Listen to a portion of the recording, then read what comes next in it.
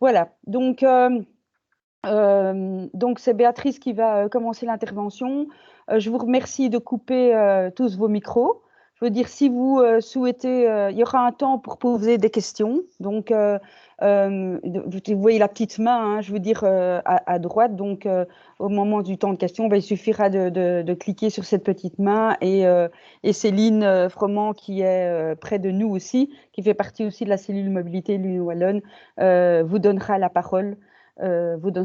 Donc, nous allons également enregistrer ce webinaire. J'espère que ça ne pose pas de problème. Si ça pose un problème à quelqu'un, qu'il nous le dise par le chat, par exemple. Est-ce que vous nous donnez tous l'autorisation de filmer? Donc, voilà. Donc, si vous ne voulez pas être filmé, il suffit de ne pas enclencher votre caméra, en fait. Voilà, tout simplement. Donc, eh bien, nous allons rentrer tout de suite dans le vif du sujet. Donc, Béatrice, je te laisse la parole pour nous présenter en fait les vraies questions, les bonnes questions à se poser avant de se lancer dans ce projet. Et c'est une partie très, très importante. On a tendance à être très orienté solution quand il s'agit, par exemple, de monter ces bornes, d'installer ces bornes. Or, avant de se lancer dans ce projet, il y a vraiment des questions essentielles à se poser. Et donc, Béatrice va nous éclairer là-dessus. Voilà, je te laisse la parole. Merci Véronique. Bonjour à tous. Donc effectivement, je vais voilà, essayer de cadrer un petit peu les choses parce que voilà, on a effectivement parfois tendance à se ruer sur la mise en œuvre. Et puis voilà, une fois que les bornes sont installées, une fois que les câbles sont posés, c'est difficile de revenir sur les choix qu'on a fait. Donc il vaut mieux avoir bien défini son projet avant de commencer. Alors, tout d'abord, un tout petit peu de contexte. Donc, je travaille à l'Union wallonne des entreprises, à la cellule mobilité, même de cette Union wallonne des entreprises. Et donc, l'Union wallonne des entreprises défend ses membres au niveau wallon et la cellule mobilité les aide et les accompagne, y compris les entreprises qui ne seraient pas membres de l'Union wallonne.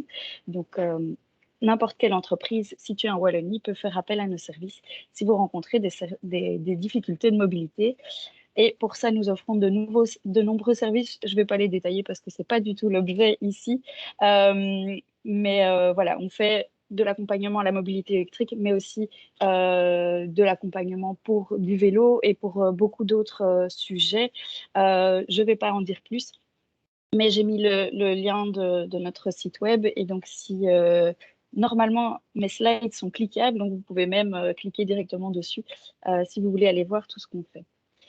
Alors, tout d'abord, un petit mot de contexte. Pourquoi cette passion soudaine pour les bornes électriques? A priori, vous le savez si vous êtes ici, mais on a une pression très, très forte du gouvernement pour passer les flottes d'entreprises vers des véhicules zéro émission.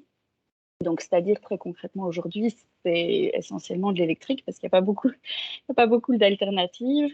Et donc, la loi qui est passée ici en fin 2021 et qui s'applique désormais, c'est que tous les véhicules qui sont acquis maintenant et jusqu'au 1er juillet 2023 bénéficient des conditions de déductibilité telles qu'on les connaît aujourd'hui, c'est-à-dire entre 40% et 100%. C'est donc les deux premières lignes qu'on voit ici sur mon petit graphique. Petit graphique d'ailleurs que je n'ai pas fait moi-même, que j'ai repris d'Eurofleet et je les remercie parce que je trouve que c'est une matière complexe et ce graphique, je trouve, est très bien fait. Donc voilà, je les remercie au passage. Donc jusque juillet 2023, les conditions s'appliquent et continueront de s'appliquer pour tous les véhicules qui ont été acquis avant cette date. Ensuite, de 2023 au 30, donc du 1er juillet 2023 au 31 décembre 2025, on a un régime transitoire. Donc, les véhicules qui sont acquis durant cette période auront une déductibilité d'abord de maximum 100%, puis l'année suivante maximum 75%. Et donc là, on ne garde pas le même taux de déductibilité durant toute la vie du véhicule. Et au plus tard, en 2028, on tombe à 0 de déductibilité, enfin zéro déductibilité tout court. Et puis, les véhicules acquis à partir du 1er janvier 2026 qui auront des émissions seront absolument pas déductibles. Donc là, il y a vraiment plus d'autres solutions. Zéro émission, donc c'est vraiment très strict parce que ça veut dire que, évidemment, ça concerne les essences, les diesels, ça concerne aussi le biocarburant, le CNG, le LPG, les véhicules hybrides. Donc, on est vraiment dans une définition très, très stricte. Est-ce que ça veut dire qu'à partir du 1er janvier 2026 ou même du 1er juillet 2023, vous ne pouvez plus acheter un diesel? Non, vous pouvez tout à fait continuer à le faire. Simplement, ils ne seront plus déductibles et donc ils vont vous coûter plus cher. Mais ça reste une possibilité si dans vos métiers, vous n'avez pas la possibilité de passer à l'électrique. Pour l'ATN, pas de changement dans la formule de calcul, mais du fait que la valeur de référence va baisser chaque année, eh bien, ça veut dire que l'ATN va être de plus en plus élevée. Et de même pour la cotisation de solidarité ONSS CO2, elle va aussi augmenter régulièrement. Et donc voilà, globalement, vos flottes vont coûter de plus en plus cher, en particulier si elles émettent du CO2. Et quant aux véhicules qui sont zéro émission, eh bien pour le moment, ils sont déductibles à 100% et progressivement, les véhicules acquis plus tardivement vont être de moins en moins déductibles pour revenir à un taux de 67,5%, ce qui était le taux moyen de la déductibilité des flottes aujourd'hui. Et donc, quelque part, c'est un peu l'idée du gouvernement en 2031 de récupérer les revenus qu'il a aujourd'hui en 2022. Donc, de revenir à un statu quo à la fois pour les entreprises et à la fois pour les recettes fiscales. Est-ce qu'il y a déjà des questions à ce stade? Je ne vois rien, je continue. Voilà, alors tous ces nouveaux véhicules électriques, la question se pose de comment les charger. Donc, il y a trois possibilités. La première possibilité, c'est de se charger sur la route. C'est ce qu'on voit le plus dans les journalistes qui tentent de traverser la Belgique avec un véhicule électrique et qui essayent de se charger à différentes bornes le long de la route. Dans les faits, ce n'est pas la solution de charge qu'on privilégie parce que c'est le plus cher et puis c'est aussi assez ennuyeux parce que ça prend. C'est pas comme aller faire le plein d'essence où en 10 minutes maximum c'est fini. Une recharge électrique, ça prend au minimum une demi-heure, mais plus souvent 2 à 3 heures. Donc voilà, on a tous mieux à faire, je pense, que passer 3 heures dans une station essence. Oui, je donnerai les slides à disposition, je pense, Véronique. Oui.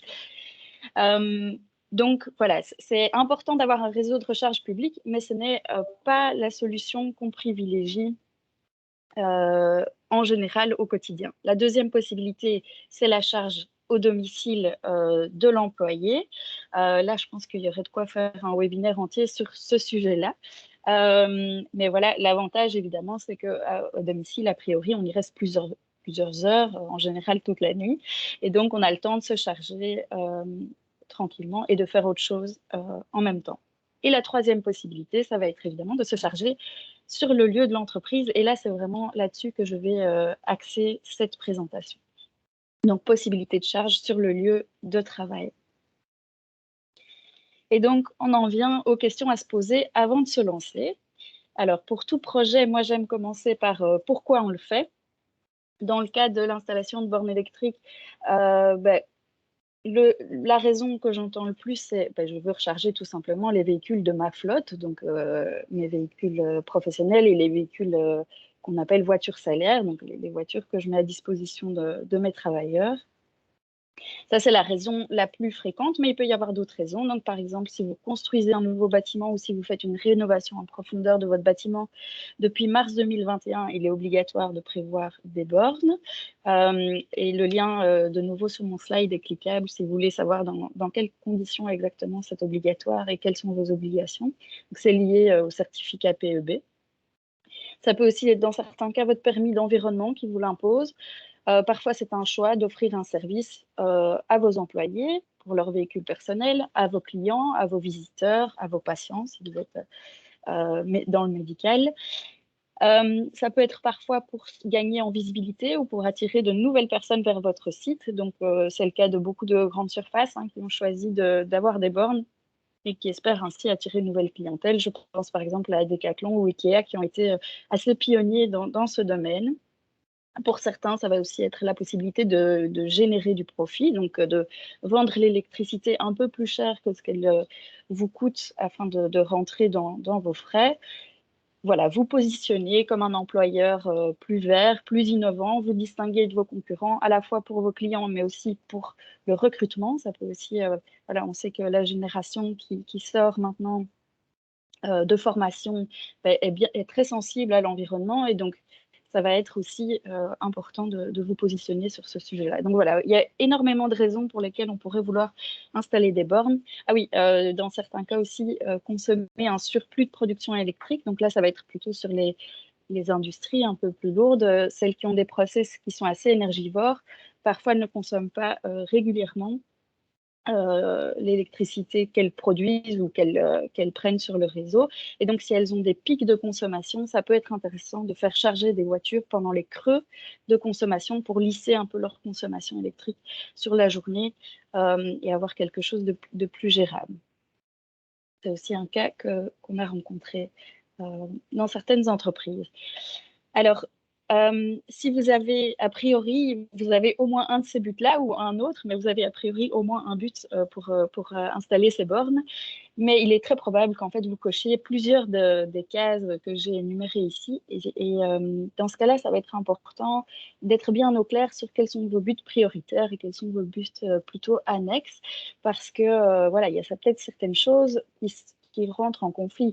Par exemple, si votre but est d'être à l'équilibre financier et d'offrir un service à vos clients, vous pourriez vous dire, mais pour que mon client se sente vraiment accueilli, ben, je vais faire la recharge gratuite, mais ça entre en conflit avec l'idée d'être à l'équilibre financier. Donc, sur quoi est-ce qu'on met l'accent? Est-ce que ça va être plutôt voilà, l'un ou l'autre?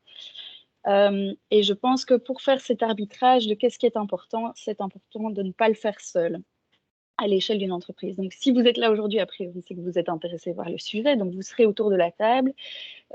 Si vous avez une personne qui se charge du bâtiment et des travaux dans votre bâtiment, ça va être important qu'elle soit présente aussi, parce qu'il y aura très probablement des travaux de génie civil pour installer ces bornes. Il y a évidemment la personne qui sera responsable des finances, puisque ce n'est pas un projet qui sera gratuit, malheureusement. Si c'est pour vos propres voitures, eh bien, la personne qui se charge de vos voitures, donc de votre flotte, devra être impliquée. C'est elle qui a la meilleure vue sur combien de véhicules on a, combien sont électriques, etc. Pareil, si vous avez une personne qui s'occupe de mobilité. De nouveau, les ressources humaines, puisque la voiture, c'est aussi un élément salarial. La recharge aussi a des implications salariales. Donc, c'est très important que cette personne soit aussi présente. Et alors, si vous avez un conseiller en prévention, un conseiller en responsabilité sociétale des entreprises, un conseiller en environnement, et là, la liste peut être extensible selon la situation de votre entreprise. Dans certains cas, le patron sera présent. Dans d'autres, il sera très important de convoquer les syndicats, etc., etc. Là, vous connaissez la réalité de votre entreprise bien mieux que moi et vous saurez identifier les personnes ressources et aussi les personnes qui pourraient se trouver bloquantes si on ne les implique pas dès l'amont du projet. Voilà. Alors, je ne respecte pas tout à fait l'ordre des petits points que j'ai mis ici parce que je les ai mis dans l'ordre quelque part chronologique dans lequel je voudrais que vous posiez les questions, mais je vous les expose dans un ordre logique qui sera plus facile à suivre. Voilà. Alors, une fois qu'on a établi nos objectifs, eh bien, il va falloir affiner un peu quel est mon public cible pour ces bornes. Donc, pour qui est-ce que j'installe ces bornes? Vous l'avez déjà un peu défini dans vos buts, mais on va aller plus en profondeur pour comprendre quelque part quels sont les besoins et les spécificités des différents publics que vous allez viser pour la recharge. Donc, voilà. Quelque part, le cas de figure le plus simple qu'on a, c'est je veux uniquement charger les véhicules de ma flotte, mes véhicules de société. Dans ce cas, eh bien, quelles sont les implications de ça? A priori, ça veut dire que l'électricité sera financée par l'entreprise. Dans la plupart des cas, on fournit une voiture et on fournit également la carte carburant. Donc ici, on reste dans la même idée. Vous fournissez le véhicule et vous fournissez la possibilité de se charger. Donc de ce point de vue-là, pour la recharge, en tout cas sur le lieu de l'entreprise, rien de spécial à mettre en place. Et la question, c'est comment est-ce que vous allez contrôler l'accès à ces bornes. Donc, si c'est uniquement pour vos voitures, il n'y a pas de facturation nécessaire à mettre en place. Ça veut dire que quelque part, vous pourriez mettre une simple prise murale, ça suffirait. Mais il faut voir quand même avoir un contrôle d'accès. Donc, si votre parking est fermé, eh bien, le contrôle d'accès peut se faire simplement à l'entrée du parking. Et vous savez que tous les gens qui sont dans votre parking sont autorisés à se charger. Donc, ça peut être suffisant.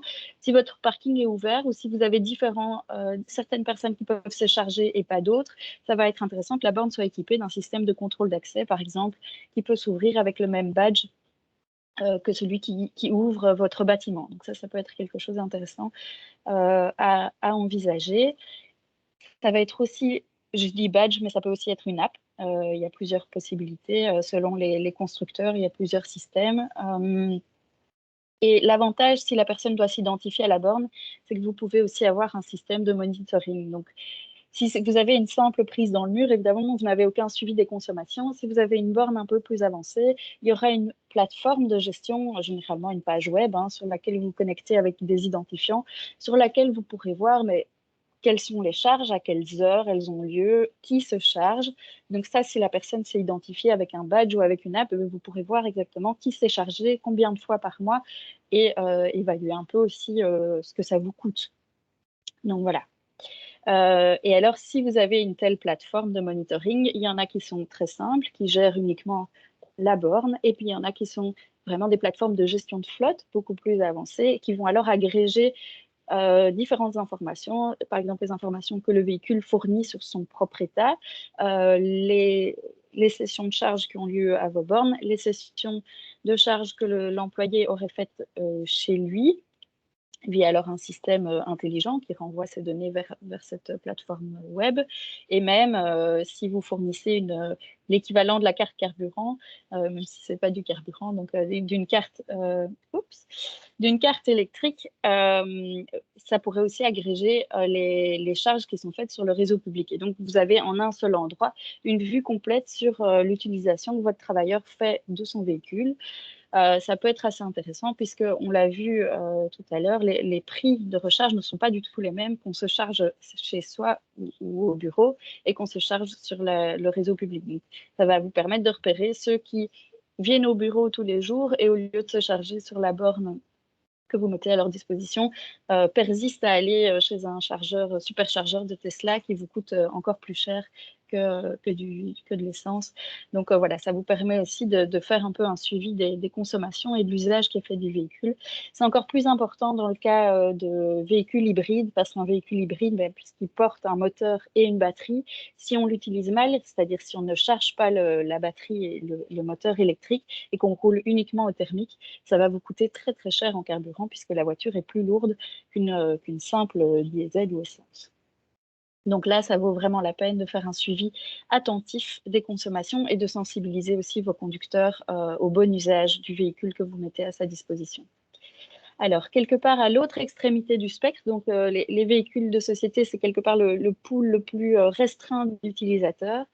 Vous pouvez aussi aller à l'autre extrémité, vers le grand public. Donc, vous autorisez tout le monde à se charger chez vous. Ça vous donne une belle visibilité, une image verte. Ça peut vous amener de nouveaux clients si c'est quelque chose, si c'est cohérent avec l'activité de votre entreprise. La raison quand même la plus fréquente pour vouloir rendre ces bornes publiques, c'est la déductibilité fiscale à 200%. Donc, ça, c'est une nouveauté.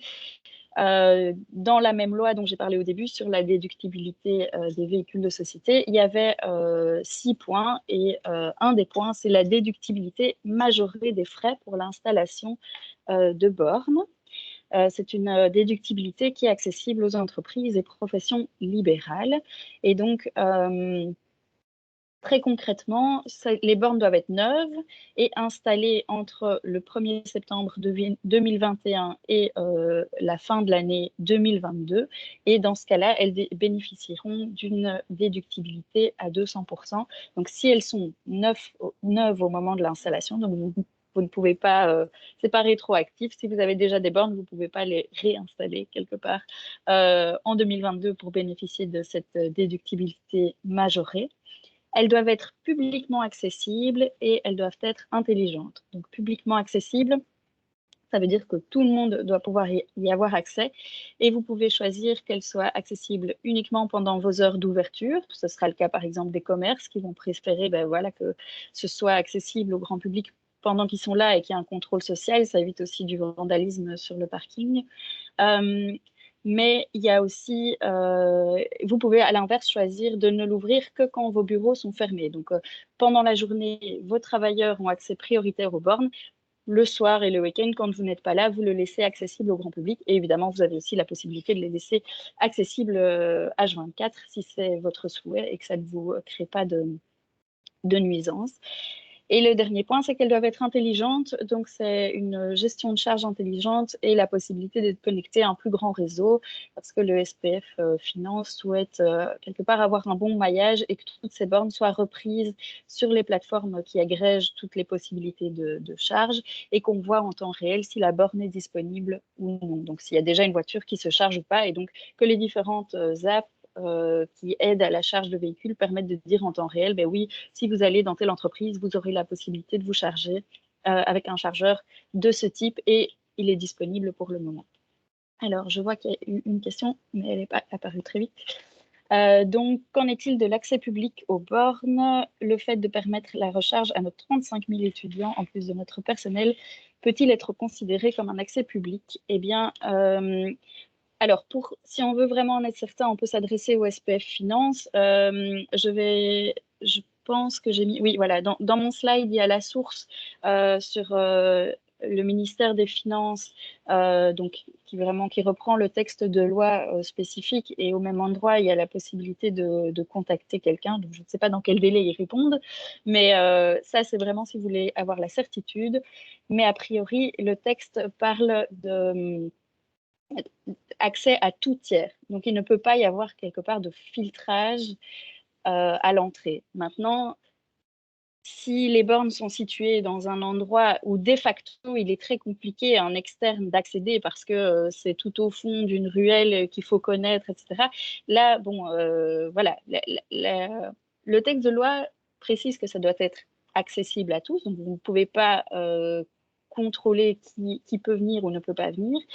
Par contre, si personne ne vient, ça c'est pas de votre responsabilité. Donc, si vous voulez que les bornes soient dans un endroit inconfortable, difficilement accessible pour des gens qui ne sont pas de votre entreprise, ça c'est possible de le faire. Mais a priori, ça doit vraiment être accessible au grand public pour bénéficier de cette déductibilité. Et donc, la déductibilité, c'est sur l'amortissement. Donc, le texte recommande une durée de 10 ans. Donc, par exemple, si votre borne a coûté 4 000 €, sur 10 ans, ça fait 400 € par an qui sont déductibles. Donc, si vous l'avez installé avant fin 2022, ça fait, au lieu de 400 € par an, vous pouvez déduire 800 € par an pendant 10 ans. Si vous le faites entre le 1er janvier 2023 et le 31 août 2024, ben, c'est 150%. Donc, au lieu de 400 € par an que vous pourrez déduire, ce sera 600 €. Et ensuite, passé le 1er septembre 2024, ben, on revient à un investissement pour de l'investissement classique, c'est-à-dire 100%. Voilà. Est-ce que ça répond est-ce que vous y voyez relativement clair? Pas de protestation, je continue.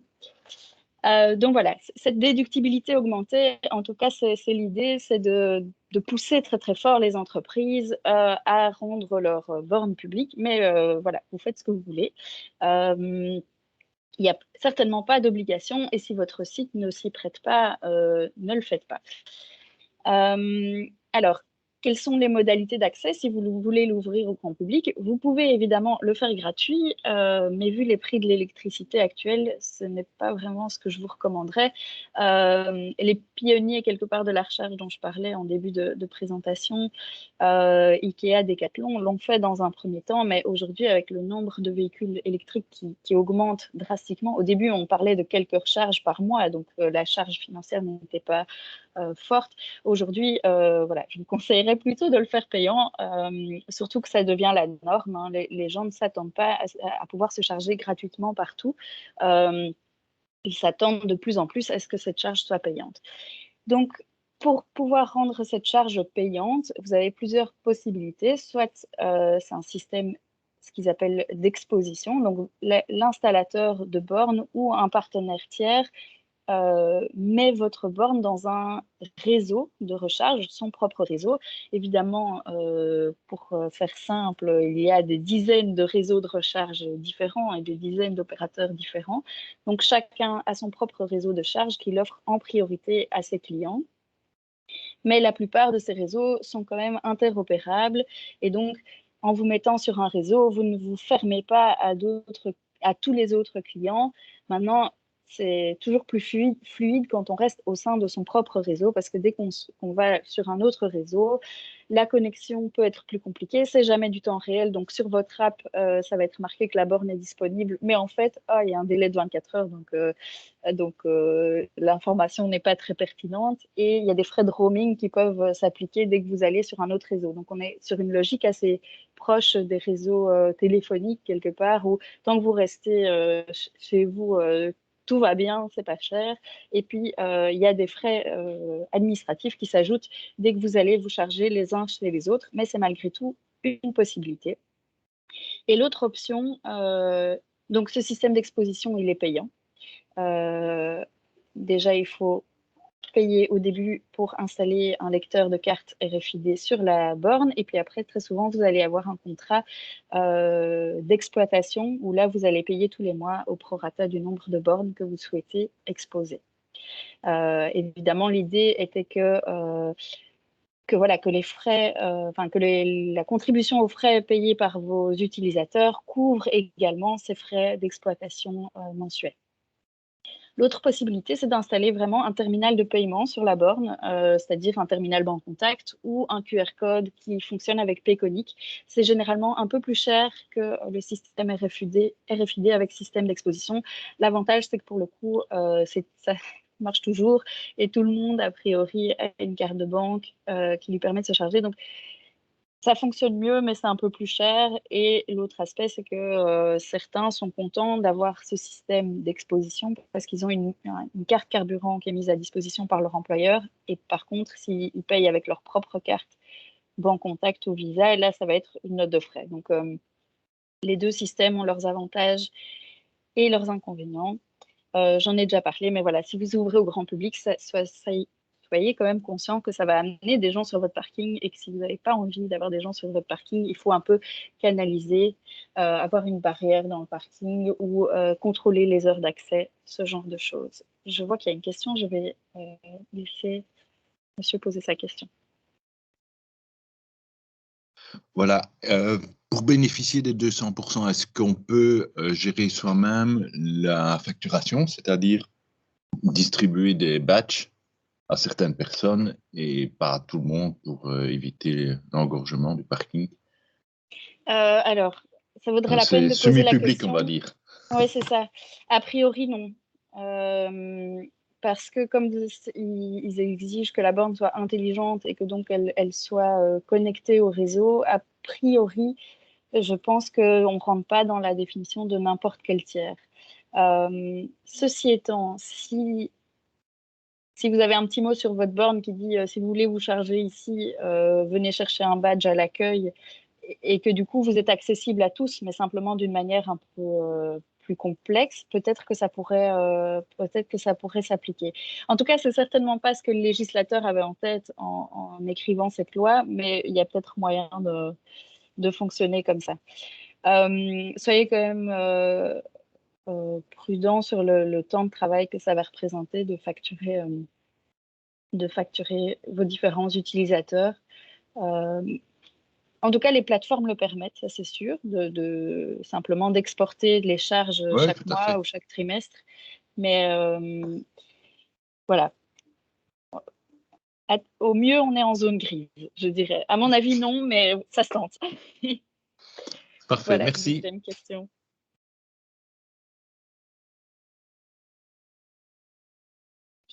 Je vous écoute. Alain Vore. Je ne vais pas tenter votre Oui, nom de voilà, famille, je n'avais pas mal mon micro. prononcé. Je n'avais pas mon micro, m'excuse.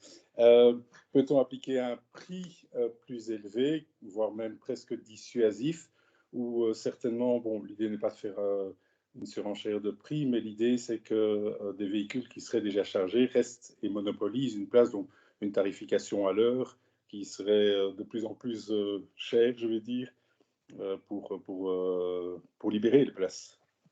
Oui, tout à fait. Donc, vous pouvez choisir votre tarif et vous pouvez pratiquer un tarif dissuasif déjà de base. Donc, par exemple, autoriser vos propres travailleurs à se charger avec qui soit reconnu quelque part et qui n'ait pas le tarif grand public et avoir un tarif grand public très élevé. Ça, vous avez tout à fait le droit et vous choisissez vos prix. Et il est tout à fait aussi possible de combiner un tarif kilowattheure et un tarif à l'heure. Et certaines bornes permettent effectivement que ce tarif augmente dans le temps. C'est le cas, par exemple, des bornes, je pense, en voirie publique à Bruxelles, où ils avaient effectivement peur que des gens restent parfois une semaine complète, alors que leur charge est finie depuis plusieurs jours. Et donc, c'est le cas si on reste branché sur la station. Ça devient de plus en plus cher à l'heure, c'est exponentiel. Ça, c'est une très bonne question parce que c'est vraiment quelque chose qu'il faut se poser dès le début parce que toutes les bornes ne le permettent pas. Enfin, toutes les plateformes de gestion de bornes, en fait, ne le permettent pas. Et donc, si c'est votre souhait, prévoyez-le bien dans votre cahier des charges, si je peux dire comme ça, parce que, voilà, les bornes qu'on a chez nous, par exemple, ne permettent pas de le faire et on était un peu déçus parce qu'on n'y avait pas pensé avant. Donc, excellente question. Merci. Voilà. S'il n'y a plus d'autres questions, je continue. Hops. Donc, entre je ne veux que mes propres véhicules qui se chargent et j'ouvre à tout le monde, évidemment, il y a encore beaucoup d'autres options, certaines qu'on a déjà évoquées brièvement. Donc, par exemple, je voudrais que mes travailleurs puissent se charger chez moi, donc avec leur véhicule privé. C'est un service que je leur offre. Ils savent que j'ai des bornes et ils m'ont demandé, j'ai dit d'accord. Attention que si vous leur permettez de se charger gratuitement, en théorie, c'est un avantage imposable. Alors, c'est un peu du chipot parce que sur les déplacements professionnels, vous pouvez leur permettre une recharge gratuite puisque de toute façon, vous êtes supposé intervenir dans les frais qu'ils encourent. Donc, à ce moment-là, si vous financez le carburant, on s'entend. Si vous financez la recharge gratuitement, vous ne devez plus payer à l'heure 37 cents du kilomètre, mais seulement 14 cents du kilomètre. Donc là, c'est une possibilité. Mais pour les déplacements domicile-travail et les déplacements privés, vous n'êtes pas supposé fournir du carburant gratuitement. Et donc, en théorie, il devrait y avoir un ATN dessus. Alors, c'est un peu compliqué de faire le suivi exactement de qui quoi. Donc, bon, voilà. La théorie, c'est qu'il faudrait un ATN dessus si vous leur permettez de se charger gratuitement. S'il est payant, ben là, vous avez les trois possibilités. Donc, soit vous facturez vous-même sur base de la plateforme, comme on l'évoquait tout à l'heure, hein, tous les mois, tous les 3 mois, je sors les consommations de tout le monde et je facture. On ne peut pas faire... Enfin, il faut faire au maximum tous les 3 mois puisque la TVA est trimestrielle. Soit vous faites le système d'exposition et alors il se charge comme le grand public, soit le paiement véritable dont j'avais parlé, donc Payconiq ou Bancontact. Comme ça vous évite le temps de gestion. Il faut savoir que c'est un peu plus cher puisque du coup, le temps de gestion, il est reporté sur l'opérateur et donc ils ne le font pas de bonté de cœur. C'est un service qui est payant. Voilà. Pareil pour les clients et visiteurs. Donc, vous pouvez décider de le faire gratuit pour vos clients et visiteurs. C'est un choix qui peut vous attirer une nouvelle clientèle, mais évaluez bien de combien de personnes on parle parce que voilà, il ne faudrait pas que ça explose. Voilà. C'est vrai que vu les prix de l'électricité pour le moment, on y réfléchit à 2 fois avant de faire la recharge gratuite. Mais je sais qu'il y a encore certaines bornes qui sont en accès gratuit, donc c'est une possibilité. L'avantage, évidemment, si c'est payant, bah, c'est que vous pouvez rentrer dans vos frais, voire dégager une petite marge bénéficiaire. Et que ce soit gratuit ou payant, mais je pense que je l'ai déjà dit, les gens aujourd'hui ne s'attendent plus forcément à ce que la recharge soit gratuite, donc ça ne fait pas non plus, ça ne va pas dissuader les gens ou ça ne va pas vous donner une mauvaise image de faire la recharge payante du moment que vous pratiquez un prix qui est dans la norme. Donc, il y a quelques mois, on parlait en général de 35 cents du kilowattheure. Bon, aujourd'hui, vu le prix de l'électricité, vous pouvez clairement monter pour ne pas être déficitaire. Mais voilà, si on est dans un ordre de grandeur raisonnable, les gens ne sont pas du tout choqués de devoir payer leur recharge. Et alors, un point sur lequel j'aime toujours beaucoup insister, et en particulier ici, puisqu'on est dans un webinaire de l'Alliance Centre BW, dont tout le sens est de créer du lien entre les différentes entreprises, c'est ne restez pas seul dans votre projet. Vous êtes ici aujourd'hui, mais c'est quasiment certain que les entreprises qui se situent à proximité de la vôtre sont dans exactement la même réflexion que vous. Donc, mutualisez. Déjà, échangez vos bonnes adresses. S'il y a moyen de passer par le même opérateur et de mutualiser les coûts du chantier, ben, évidemment, c'est une opportunité assez intéressante. Et aussi, sur le nombre de bornes que vous allez mettre en place, est-ce qu'il faut forcément un point de charge par travailleur, sachant qu'avec le télétravail, tout le monde n'est pas là au bureau tout le temps. Donc, est-ce que vous pouvez, par exemple, vous dire, mais je mets un point de charge pour 2/3 de mes travailleurs, par exemple, et le jour où c'est la grand-messe et tout le monde doit venir au bureau pour le discours de Nouvel An, je demande à l'entreprise voisine avec qui j'ai déjà créé des liens sur ce sujet-là, si, voilà, de manière exceptionnelle, ce jour-là, on peut utiliser également leurs bornes. Et alors, évidemment, on se refacture entre entreprises. De nouveau, c'est pas du bénévolat. Et je pense que c'est quelque chose de vraiment intéressant à creuser pour que chacun n'ait pas son petit système de son côté. Je vois que Véronique Forget a une question. Oui, c'est là où l'Alliance Centre Privé a un rôle à jouer, évidemment, ici au centre du Brabant Wallon. Ce que je vous invite à faire, c'est de m'informer sur vos projets, là où vous en êtes. Et donc, nous, on peut réunir toutes ces informations et les redispatcher. Donc, ça vous permettra d'avoir peut-être une vision un peu plus claire de ce qui se passe ici et voir comment vous pouvez créer des synergies avec entre parcs ou entre entreprises. Voilà, donc n'hésitez pas à m'envoyer toutes ces informations.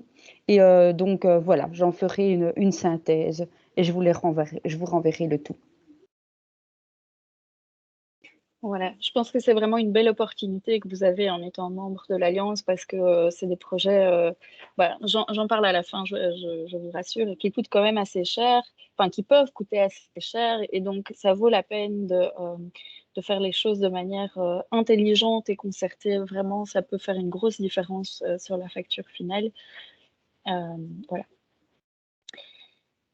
Alors, maintenant que vous avez identifié vos différents publics cibles, eh bien, vous allez pouvoir évaluer de quel type de charge ces publics cibles vont avoir besoin.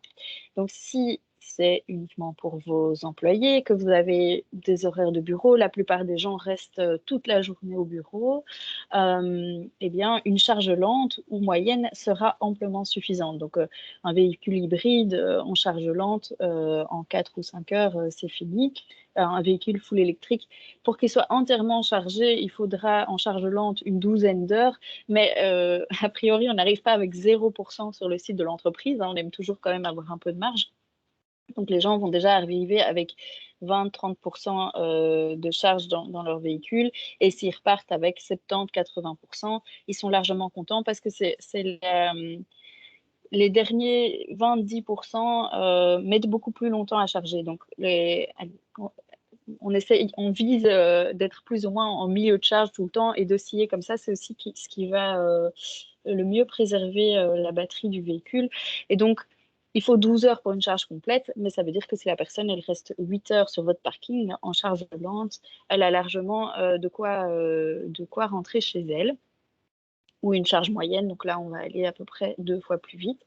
Par contre, si vous avez énormément de clients qui vont rester 1 ou 2 heures maximum chez vous, ou des commerciaux qui passent une demi-heure le matin au bureau et puis qui vont sur la route, là, il va vous falloir une charge beaucoup plus rapide, sachant évidemment que c'est plus cher et que ça abîme aussi davantage les batteries, mais voilà, c'est parfois nécessaire. Dans le choix du type de charge, eh bien, il faut aussi prendre en compte le type de véhicule que les personnes ont parce que toutes les voitures ne savent pas gérer une charge rapide. Donc, ça ne sert à rien d'investir dans des superchargeurs si derrière, il y a des petites voitures qui, en fait, prennent maximum du 17 kWh ou du 20 kWh. Parce que bah, voilà, la vitesse de charge, elle est conditionnée à la fois par la puissance de la borne et la capacité de recevoir de la voiture. Et donc voilà, vous pouvez du coup choisir de faire un peu de tout, donc d'avoir 2 ou 3 bornes super rapides, la majorité en charge moyenne et quelques bornes de charge lente, ou vous pouvez aussi choisir un système qui va moduler la charge, donc à ce moment-là, toutes les bornes sont similaires, mais l'utilisateur exprime son besoin via une app en général en disant, mais voilà, moi j'arrive, il est 8 heures, mais à 10 heures, je dois être reparti et je dois avoir une charge pleine parce que je vais voir un client à l'autre bout de la Belgique.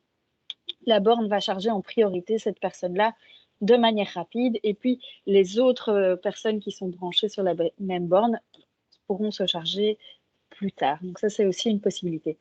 La majorité des installations que je vois sont quand même surtout de la charge moyenne ou de la charge lente. Donc voilà, les superchargeurs ne sont pas toujours nécessaires. Dans la majorité des cas, ne sont pas nécessaires. Voilà, et la dernière question, mais une fois que vous avez identifié ces publics cibles, c'est plus ou moins combien de personnes ça fait et donc de combien de bornes avez-vous besoin. Donc, prévoyez dès à présent que le nombre de véhicules électriques que vous avez aujourd'hui n'est certainement pas le nombre de véhicules électriques que vous aurez demain, que ce soit dans votre propre flotte ou dans les véhicules privés de vos employés. Le nombre de véhicules électriques ne devrait faire qu'augmenter. Puisque voilà, aussi les fins de leasing vont remettre sur le marché de l'occasion des véhicules électriques plus accessibles. Donc, on sent vraiment que c'est une pression très, très forte pour que tout le monde passe à l'électrique avec Bruxelles qui a déjà annoncé qu'on ne pourrait plus rentrer avec un moteur thermique d'ici quelques années. Donc, ça fait que les particuliers aussi vont de plus en plus se tourner vers ce type de véhicule. Attention qu'il n'est pas forcément nécessaire de mettre une borne par voiture ou un point de charge par voiture. Comme je le disais, il y a des systèmes qui permettent, par exemple, on a pour le dire très concrètement, un totem au milieu de 4 places de parking avec 4 câbles. Tout le monde arrive le matin, se branche, mais tout le monde ne sera pas chargé en même temps. Et donc là, c'est du smart charging. Alors, il y a du très smart et du juste basic smart, on va dire. Donc, ce qu'on peut faire, c'est avoir un système simplement distribué. Donc, on charge tout le monde à 10%. Et puis, une fois que tout le monde est à 10%, on charge la voiture 1 à 20%, et puis voiture 2 à 20%, etc., jusqu'à ce que tout le monde soit entièrement chargé. Ça, c'est une répartition de charge, je vais dire, basique. On peut aussi faire un système plus intelligent qui va répartir la charge en fonction des besoins. Donc, celui qui doit repartir plus tôt sera chargé en priorité, alors que celui qui reste toute la journée au bureau sera chargé. Et certaines bornes permettent aussi de le faire en fonction de la production électrique. C'est-à-dire que si vous produisez votre propre électricité par des panneaux solaires, par exemple, il y a des systèmes de gestion qui regardent la météo et qui disent pour ceux qui ne doivent pas repartir tout de suite, j'attends qu'il fasse beau pour les charger. Comme ça, on se charge vraiment en circuit le plus court possible.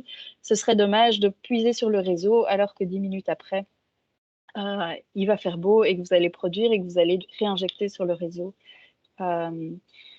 votre production. Ben voilà. D'ailleurs, j'y viens. Donc, quelle électricité? Vous pouvez simplement prendre de l'électricité sur les réseaux. Ça veut dire évidemment que vous êtes dépendant du prix de l'énergie et on voit que pour le moment, c'est pas un sujet à prendre à la légère.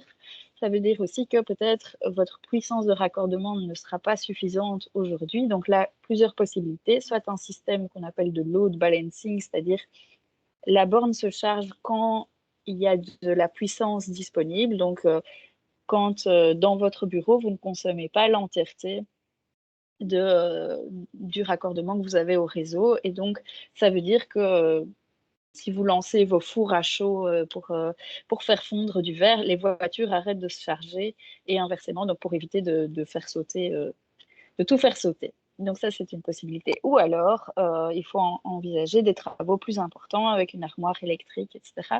Ça, c'est des questions, évidemment, que vous ne savez pas résoudre tout seul. C'est une fois que vous contactez votre installateur qui va vérifier la conformité électrique de vos installations et voir avec vous ce qui est possible d'envisager en termes de puissance de raccordement. Donc là, c'est vraiment, ils font toujours, enfin normalement, ils font toujours une étude en amont du projet avec vous pour voir ce qui est envisageable. Et donc, j'en ai parlé, il y a aussi la possibilité de produire localement une partie de votre électricité ou l'entièreté, donc des panneaux photovoltaïques, une mini-éolienne, si votre process en produit de la biomasse ou tout autre système qui serait lié voilà, au type de bâtiment et au type d'activité économique que vous avez.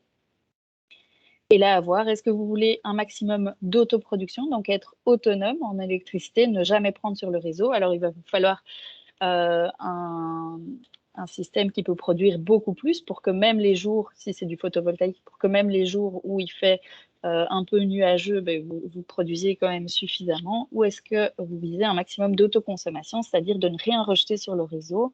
Et donc, quelque part, là, vous allez... cette installation vient juste suppléer au réseau. En tous les cas, si vous produisez votre propre électricité, ça vaut vraiment la peine alors que la borne soit intelligente. Et voilà. Donc, apparemment, dans la salle, il y a des gens qui font exactement ça. Donc, ils pourront vous en dire plus certainement dans le chat. Donc, ça vaut vraiment la peine dans ces cas-là que la borne prenne en compte votre production d'électricité. Ce serait trop bête d'aller puiser sur le réseau et de payer le prix plein alors que vous produisez une électricité gratuite avec évidemment tous les guillemets. Voilà. Et ça peut être intéressant dans certains cas de combiner cette autoproduction avec des capacités de stockage, c'est-à-dire des batteries. Pour le moment, c'est très rare que ça vaille la peine. Les batteries sont encore chères et en plus, vos voitures, c'est des batteries. Donc, la voiture est déjà quelque part une forme de stockage de l'énergie, surtout qu'on voilà, on réfléchit aussi aux possibilités de ce qu'on appelle véhicule to grid. Donc, on charge la voiture et puis si à un moment, on ne produit plus du photovoltaïque et qu'on veut alimenter son PC, on pourrait, en théorie, le brancher sur sa voiture pour ne pas consommer l'électricité du réseau. Mais on est encore à un stade assez embryonnaire sur ces questions-là. Et la dernière, non, pas du tout la dernière, le nerf de la guerre plutôt, le budget. Donc, vous allez devoir prévoir un budget d'installation, un budget de fonctionnement, donc là, il n'est pas obligatoire, mais qui peut s'appliquer, et là, vous devez vous poser la question de la rentabilité. Donc, l'installation, ça peut varier très très fort. Donc, un point de recharge lent, sans aucune intelligence, sans aucun contrôle d'accès, c'est une prise.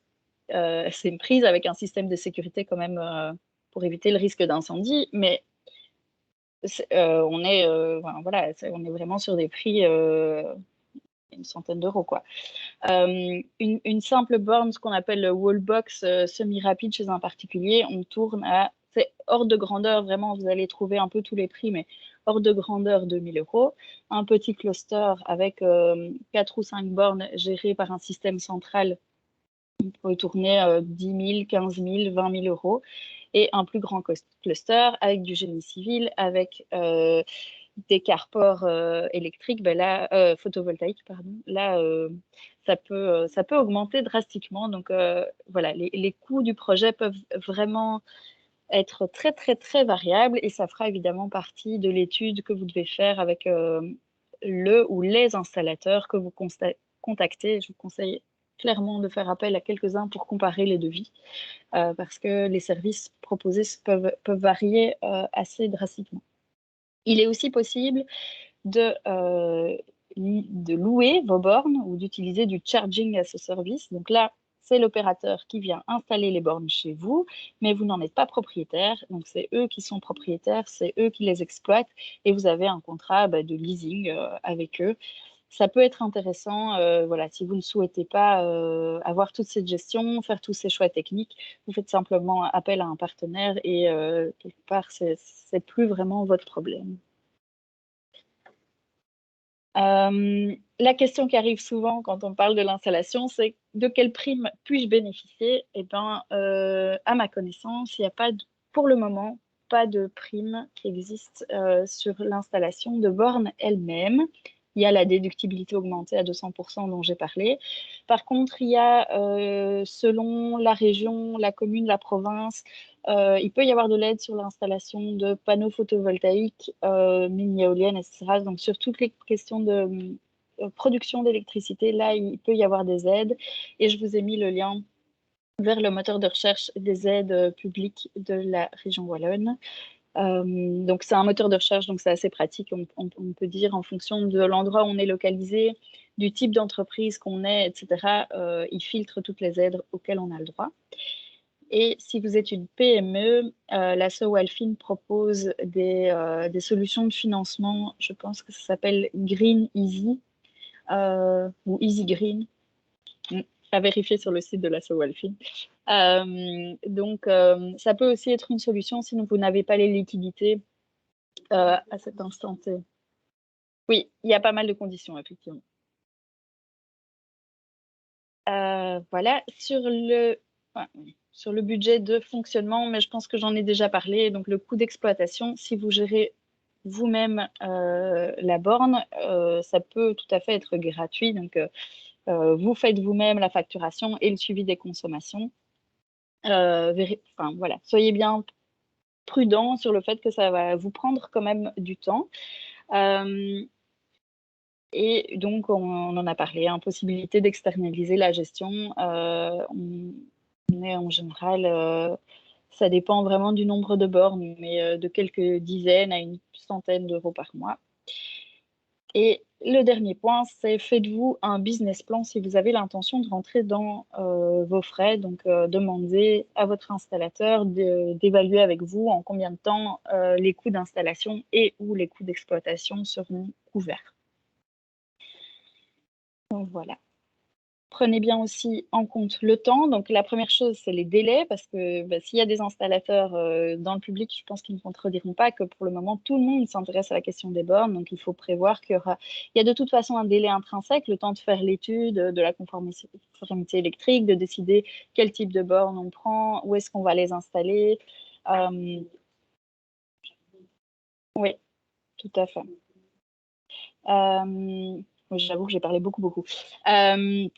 Donc, il y a un gros délai, il y a le temps que ça va vous prendre de l'installer et puis alors le temps de fonctionnement parce que vous allez quand même avoir beaucoup de questions de gens qui demandent comment utiliser la borne, comment est-ce que ça va être facturé, etc. Donc, prenez en compte qu'en particulier au lancement, ça va vous prendre du temps et ce, même si vous externalisez la gestion parce qu'évidemment, vos employés vont vous poser la question à vous et pas aux prestataires externes que vous auriez choisis. Voilà, et donc le dernier point, c'est où est-ce qu'on va mettre les bornes, et ça va dépendre de tous les points qu'on a évoqués, de combien de place vous voulez consacrer à la recharge électrique, qui sont les utilisateurs, est-ce que j'ai envie que ce soit un incitant pour les travailleurs à passer à la recharge électrique, auquel cas on va essayer que les bornes soient situées dans les meilleures places du parking et pas tout au fond dans une ruelle sombre et obscure. Ça va aussi dépendre évidemment des questions techniques, du raccordement au réseau et de l'accessibilité que vous souhaitez pour vos bornes. Est-ce qu'elles doivent être à l'extérieur de votre entreprise, dehors, de l'autre côté de la barrière ou au contraire à l'intérieur? Et le dernier point, le plus important quant au choix de la localisation, c'est le risque d'incendie. Voilà, une voiture électrique en charge peut prendre feu et une fois qu'elle prend feu, ça je laisserai Monsieur Chabon l'expliquer, mais c'est très problématique. Donc, de nouveau, dès l'amont du projet, consultez les pompiers et consultez votre assureur pour ne pas vous retrouver avec une prime qui explose. Alors, je vais m'arrêter de parler, mais j'ai vu quand même qu'il y avait quelques questions. Et puis, évidemment, on va laisser Voilà, alors, existe-t-il un outil qui permet de calculer le ROI de l'installation des bornes plutôt que de passer par son installateur? Je n'en connais pas, mais il en existe peut-être. Si vous en connaissez un, mettez-le dans le chat parce que moi, je n'en connais pas. Voilà, je vais laisser la parole à Monsieur Charbon parce que j'ai parlé énormément, je suis désolée. Hop, je pense que... Voilà, vous avez mes coordonnées, mais de toute façon, puisque les slides seront disponibles, vous pourrez encore voilà, me contacter par la suite. Ouf.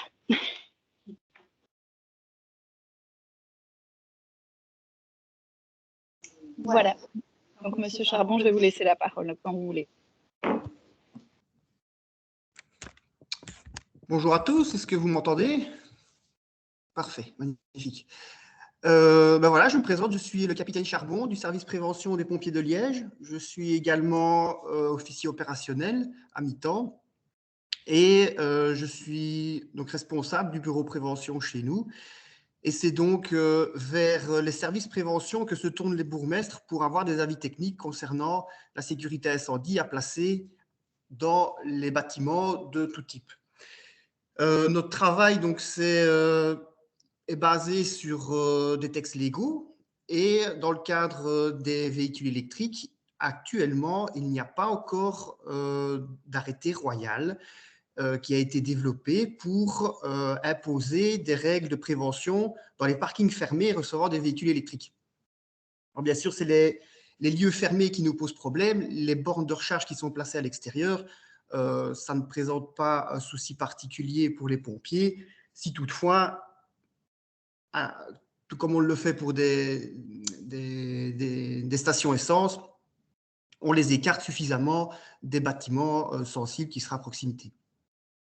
Donc, c'est bien le fédéral qui a décidé de légiférer cet aspect-là et qui va donc dans un avenir proche, maintenant proche comment, on ne sait pas encore puisque les groupes de travail n'ont pas encore été constitués, ne se sont pas encore réunis, mais j'imagine que ça devrait arriver dans un délai d'une année maximum, en tout cas on croise les doigts. Et donc, on va aboutir normalement au niveau fédéral à la production d'un texte qui s'apparente à celui sur les véhicules LPG dans les parkings. Avant ça, bien sûr, les pompiers vont être questionnés, ils sont déjà questionnés pour toute cette problématique de bornes de recharge dans les lieux fermés.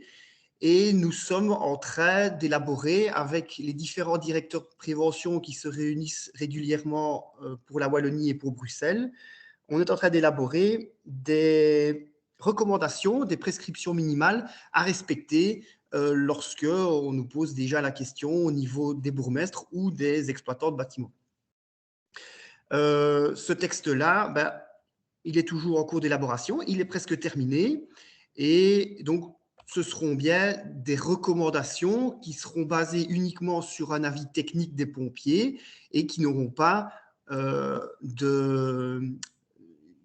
ne représenteront pas une obligation légale, sauf si le bourgmestre décide de les imposer.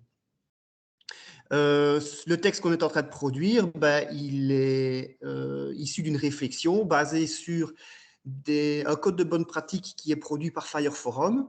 Fire Forum étant un groupe, une ASBL qui regroupe des techniciens qui ont la volonté de partager des connaissances techniques dans tout ce qui est matière de sécurité et principalement de la sécurité incendie. Donc, ils ont édité un code de bonne pratique ici au mois de septembre, sur lequel on va se baser pour émettre nos recommandations. Le CIAMU de Bruxelles a déjà des recommandations succinctes qu'elle fait appliquer lorsque elle est sensibilisée à la question. C'est deux textes qui sont un pour les parkings inférieurs à 1250 m² et un autre pour les parkings de plus de 1250 m². On tient compte aussi de règles de bonne pratique qui sont éditées par le ministère français de l'Intérieur. Tout ça est à l'origine donc de nos recommandations qui devraient être utilisées très certainement à partir du mois prochain. Et En gros, comment est-ce que cela va fonctionner? On va tenir compte pour accepter dans un véhicule, dans un parking des véhicules électriques de différents paramètres. On va tenir compte du fait qu'on a affaire à un ancien parking ou un nouveau parking.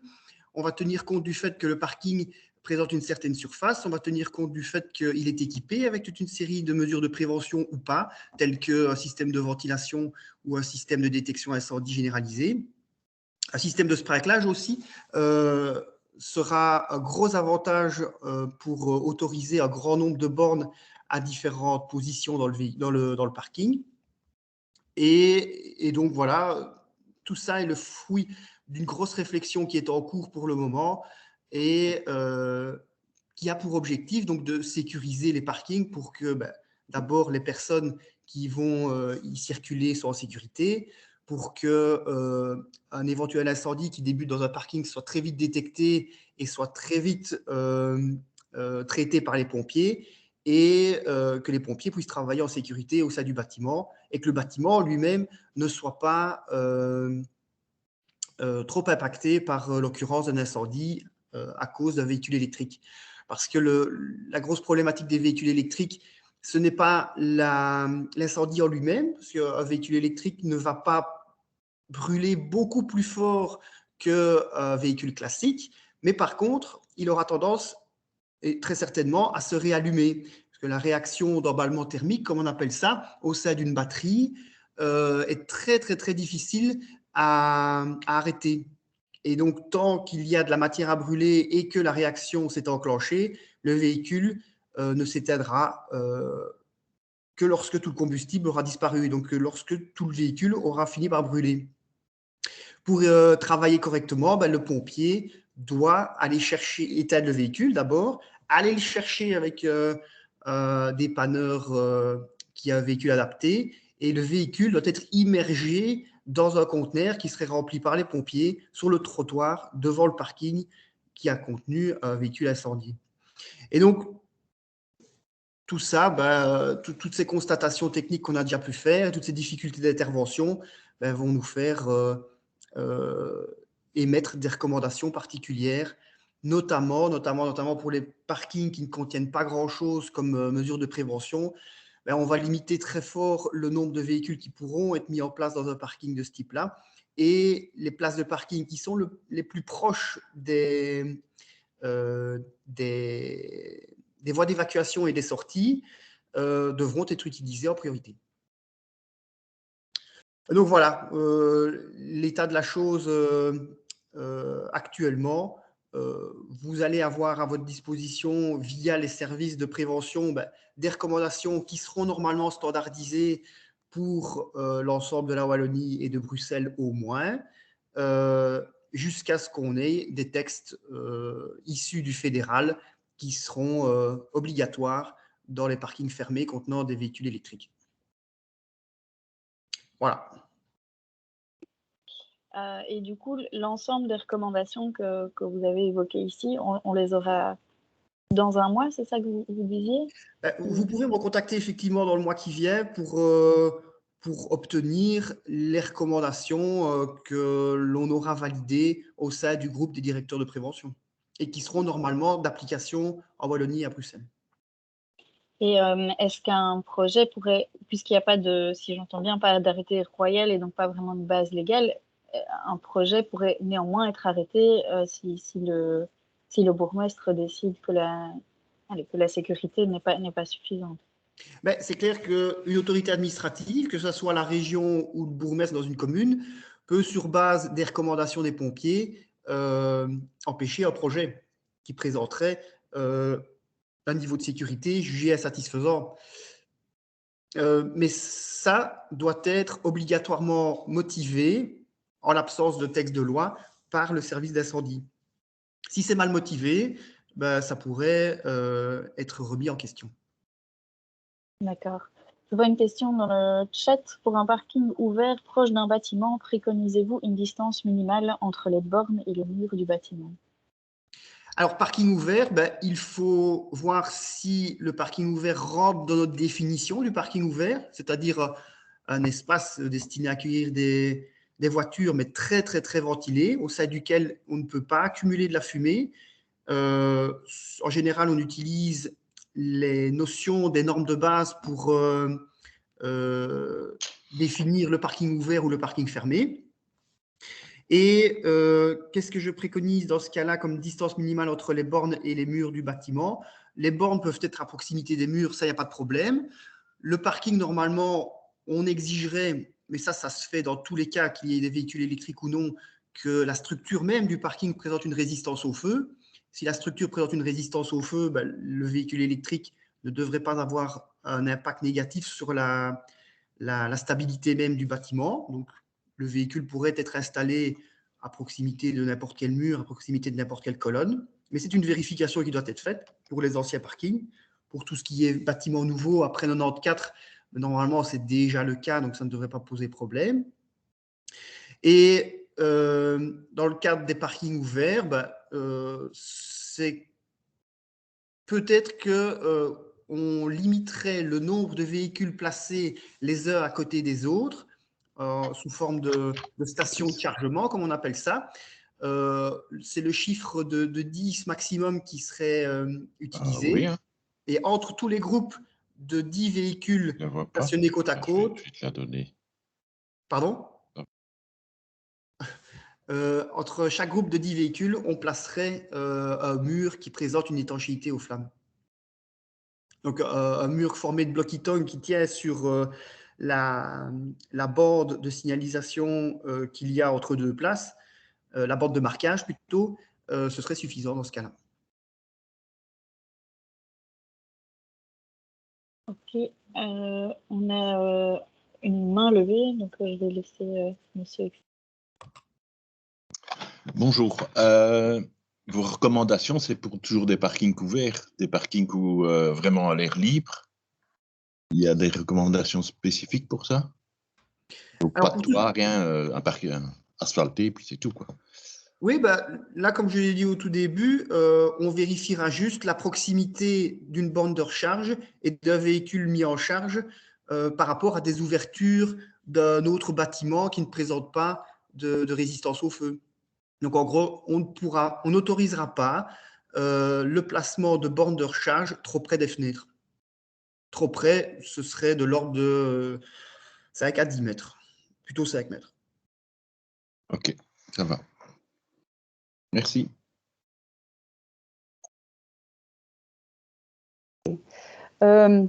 Pouvez-vous nous communiquer en fait les recommandations minimales? On les aura quand en fait? Je veux dire ces recommandations, ce document, on pourra l'avoir quand?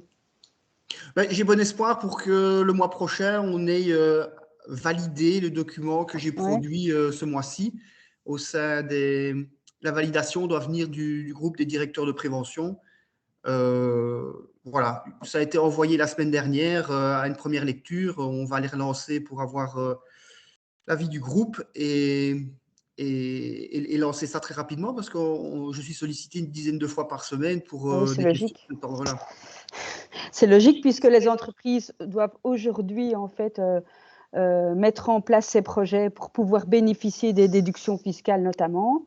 Et donc, elles n'ont pas encore en main les informations nécessaires pour décider l'emplacement en fait de leur borne. Donc, on est un peu dans une période un peu compliquée pour les entreprises. Donc, c'est vrai qu'au plus vite, au mieux. Mais une fois qu'on aura ce document, le document dont vous parlez, donc je suppose que vous nous le communiquerez directement, il doit encore être validé, je veux dire, il doit encore être validé ou... Non, ici, c'est vraiment une première approche. Ce sont des premières recommandations qui sont fournies directement par les services incendies. Ok. Et ce que l'on essaie de faire, c'est d'être le plus cohérent possible, c'est-à-dire travailler de manière identique sur le plus grand territoire possible. D'accord. Mais après ça, il va falloir attendre qu'un arrêté royal soit produit par le ministère de l'Intérieur. Mais ça, c'est pas encore programmé, en fait. Et ça, c'est pas encore programmé et c'est des choses qui demandent beaucoup de temps. Ok. J'ai l'impression qu'on est dans un timing, compliqué, je veux dire, Oui, pour la mise en place. Et c'est un peu dommage. Il n'y a pas d'anticipation, quoi. Oui. En tout cas, je vous remercie déjà de nous fournir toutes ces informations et de nous envoyer ce document. Ça va vraiment aider les entreprises voilà, à avancer. Donc, est-ce qu'il y a d'autres questions par rapport à la prévention incendie, donc concernant... Non, pas d'autres questions? Si, Céline. Oui, j'avais une petite question niveau justement incendie. On doit d'office prévenir notre assurance incendie aussi qu'on installe des bornes parce que notre prime changera? C'est mieux parce que si un incendie se déclare et que vous n'aviez pas déclaré ce changement à votre bien immobilier, l'assurance pourrait dire du coup ce risque-là n'était pas couvert. Donc je vous conseille vraiment, même si ça va peut-être vous coûter un peu plus cher, de signaler l'installation des bornes à votre assureur. Maintenant, si vous respectez... Bon, une fois qu'on aura la liste des pompiers, j'avais eu l'occasion de voler une petite feuille chez Etias avec aussi leurs recommandations et ça ressemblait très fort à ce que le capitaine Charbon a expliqué ici. Donc, système de détection, bonne ventilation, accès aisé au lieu de recharge, etc. Donc, si vous respectez tout ça, la prime pourrait ne pas augmenter ou augmenter très, très peu. Donc, et si vous êtes sur un parking ouvert, je pense qu'eux parlaient de... Bon, c'est des assureurs, ils aiment toujours être extra prudents. Ils parlaient de 10 mètres par rapport au mur du bâtiment. Là, a priori, ça n'a pas d'impact, en tout cas sur la valeur du bâtiment. Donc, je ne sais pas si ça répond à la question. Oui, c'est parfait, merci. Je vois dans le chat. Oui, il y a quelques questions dans le chat. Là. Je vois M. Massard qui demande pour les parkings fermés, les recommandations sont-elles encore renforcées si présence de bornes de recharge? Donc, les mesures de prévention incendie qui sont mises en place dans un parking fermé nouveau, actuel, vont déjà très loin et permettront de mettre pas mal de bornes de recharge et donc ce genre de parking-là ne seront pas trop contraints en supplément lorsqu'ils accueilleront des véhicules électriques. Le problème, c'est plutôt les vieux parkings très anciens et de grande surface. Dans ce genre de parking-là, le niveau de sécurité incendie ne permet pas d'accueillir beaucoup de véhicules très loin par rapport à l'entrée. Donc, c'est juste pour dire que c'est une analyse qui doit être faite au cas par cas par les services d'incendie au préalable pour bien faire.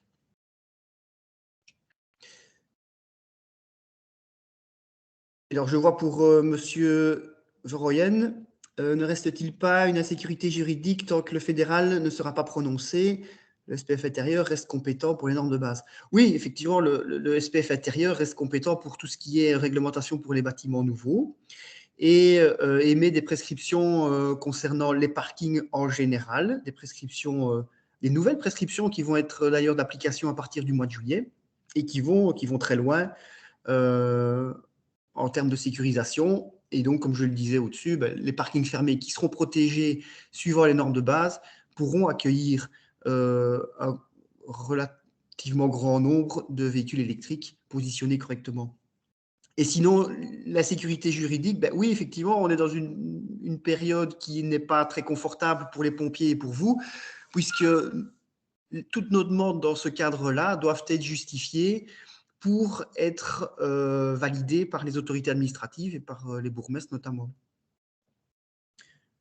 Est-ce que ça répondait aux questions?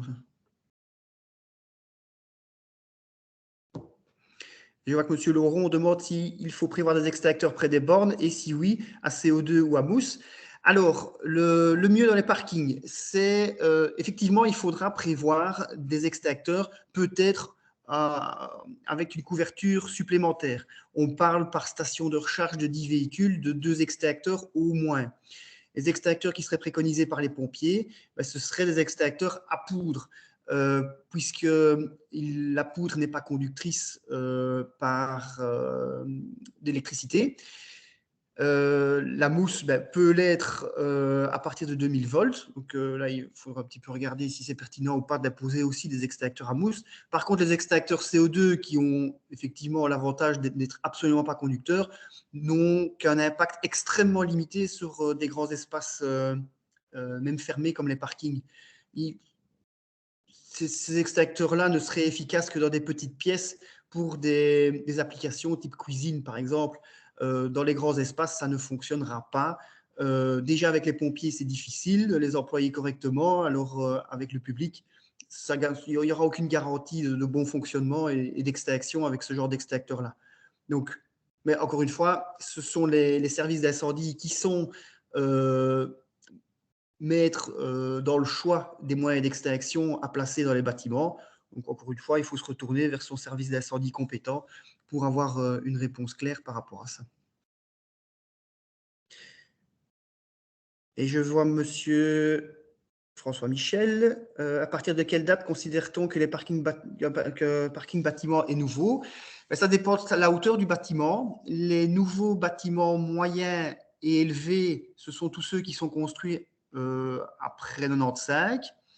Les nouveaux bâtiments bas, c'est après 98. Et les nouveaux bâtiments industriels, c'est après 2009.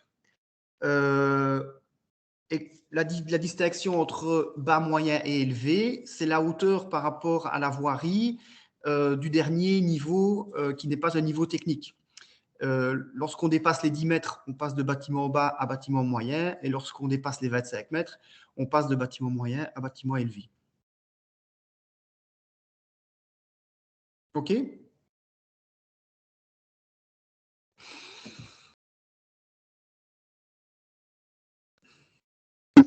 Y a-t-il d'autres questions par rapport à la prévention incendie?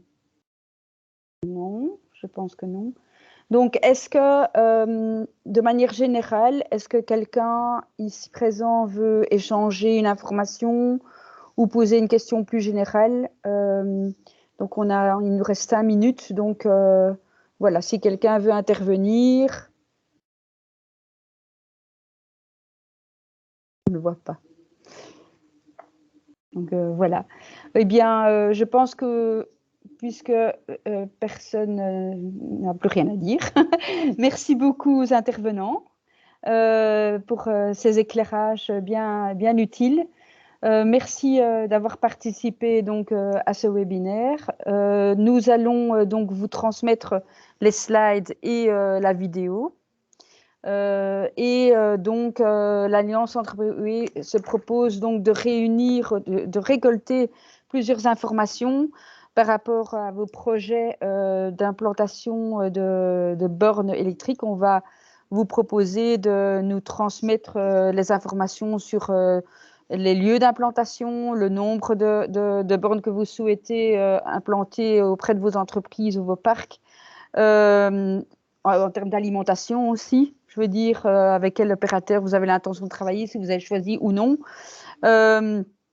quel type d'alimentation. Donc, une série d'informations que nous allons récolter et comme ça, nous coordonnerons les choses et nous vous renverrons en fait ces informations pour que vous puissiez quelque part mutualiser dans la mesure du possible ou entrer en synergie dans le cadre de ce projet, collaborer dans le cadre de ce projet.